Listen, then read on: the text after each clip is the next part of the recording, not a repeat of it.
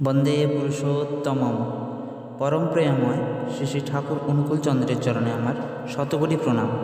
পরম পূজনীয়া বড়মার চরণে আমার শতকোটি প্রণাম। পরম পূজ্যপাদ শ্রী শ্রী বরদার চরণে আমার শতকোটি প্রণাম। বর্তমান আচার্যদেব শ্রী শ্রী দাদার চরণে আমার শতকোটি প্রণাম।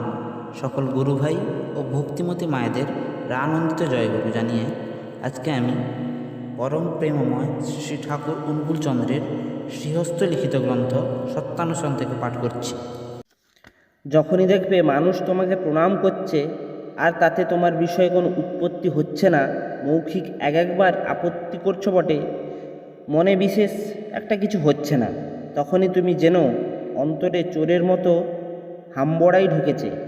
তুমি যত শীঘ্র পারো সাবধান হও, নতুবা নিশ্চয়ই অধঃপাতে যাবে। আর যখনই কেহ প্রণাম করলেই অমনি দৃঢ়তায় তোমার মাথা হেড হয়ে যাচ্ছে। সেবা নিতে মন মোটেই রাজি নয় কো, বরং সেবা করতে মন সকল সময় ব্যস্ত রয়েছে। আদর্শের কথা বলতেই প্রাণে আনন্দ বোধ হচ্ছে। তোমার ভয় নেই, তুমি মঙ্গলের কোলেই রয়েছ। আর নিয়ত আরও বেশি অমনি করতে চেষ্টা করো।